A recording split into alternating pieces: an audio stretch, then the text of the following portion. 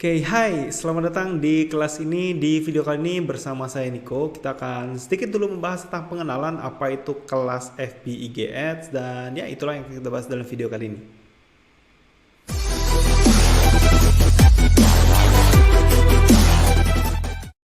Oke teman-teman, jadi kita sedikit akan kenalan dulu nih tentang kelas FB IG Ads ini apa sih isinya gitu ya. Jadi teman-teman akan belajar dulu tentang beberapa hal.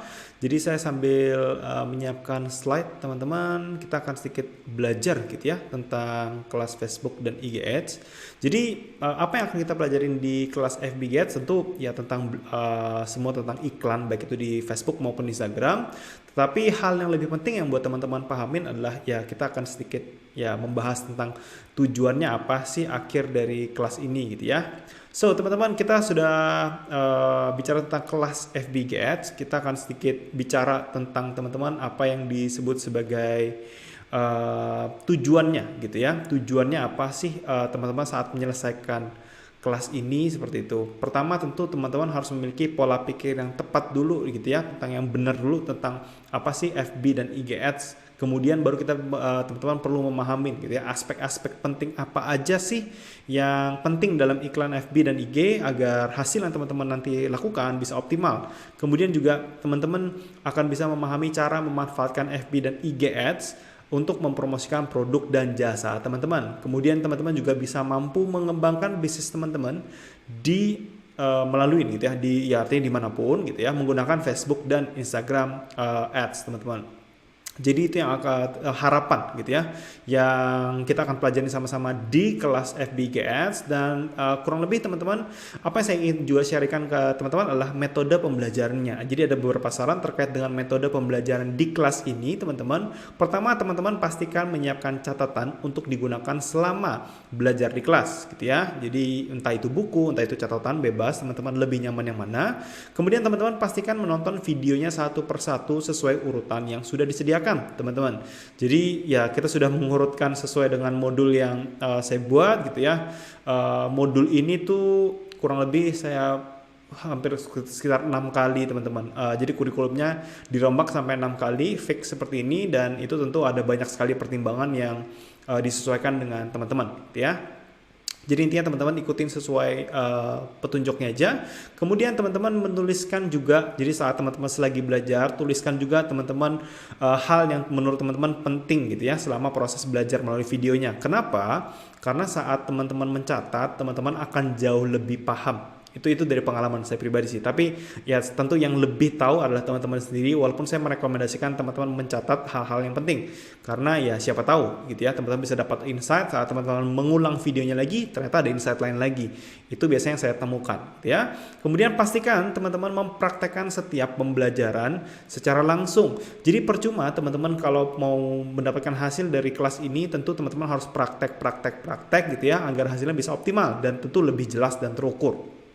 Dan yang terakhir teman-teman perlu mendiskusikan juga gitu ya bersama komunitas. Kita juga sediain komunitasnya. Teman-teman pastikan sharing di sana tentang progresnya teman-teman, semua hal yang teman-teman bisa sharingkan. Karena ya itulah wadah ya, komunitas itu sebagai wadah, teman-teman bisa lebih optimal di sana. Kemudian yang terakhir teman-teman pastikan mengikuti kelas hingga selesai dan selalu cek update-update yang ada, baik itu di grup Facebook gitu ya, Telegram ataupun di email.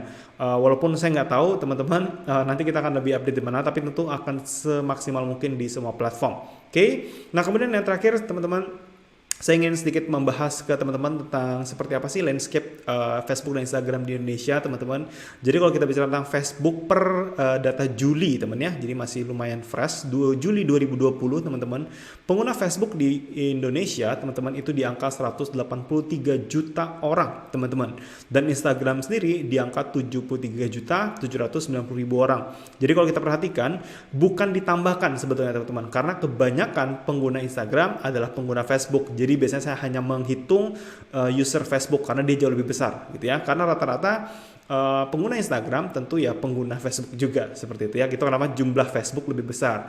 Jadi yang sebetulnya kita jadikan patokan tentu angka dari Facebook teman-teman. Tapi seberapa besar sebetulnya angka pengguna Facebook gitu ya, 130 juta itu. Mungkin kita nggak kebayang gitu teman-teman ya. Bayangkan saat teman-teman bisa mendapatkan market teman-teman 1 bulan 1% aja customer.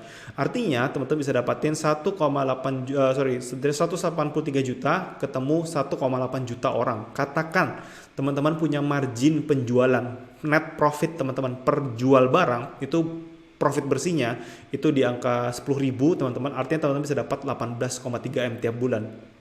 Gila sekali ya, jadi itu angka yang besar sekali teman-teman.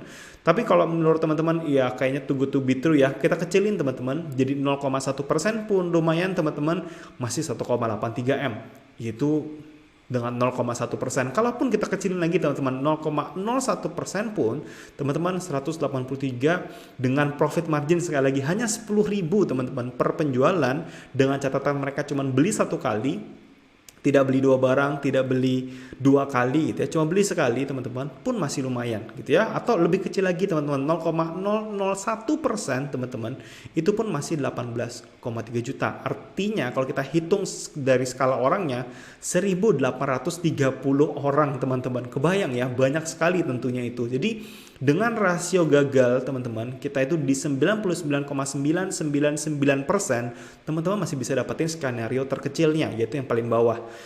Masih sangat luar biasa kan gitu. Artinya selama teman-teman mau belajar dengan serius, teman-teman mau terus bertahan gitu ya, teman-teman terus mencoba, saya yakin teman-teman bisa mendapatkan hasil yang optimal tentunya. Dan ingat teman-teman, kalau misalnya ada yang bingung teman-teman, itu hal yang wajar. Sekali lagi, namanya juga kita semua orang belajar gitu ya. Dengan kita mengulangi beberapa kali, teman-teman bisa lebih terbiasa. Ulangi lagi sampai teman-teman bisa lebih paham. Jadi poinnya teman-teman harus banyak mencoba. Dan saya pastikan teman-teman bisa, ya artinya kita akan membuat komunitas, saya akan juga menemani prosesnya ke teman-teman semuanya. Dan intinya adalah teman-teman harus mau bertahan gitu ya. Kalau teman-teman tidak mau bertahan, tidak atau putus asa gitu ya, siapa yang bisa bantu? Artinya ya itulah kenapa kita buat komunitas yang fungsinya untuk menyemangati satu sama lain. Dan kurang lebih teman-teman itu yang bisa saya sharingkan pada kesempatan kali ini. Semoga bermanfaat dan sampai jumpa di video berikutnya.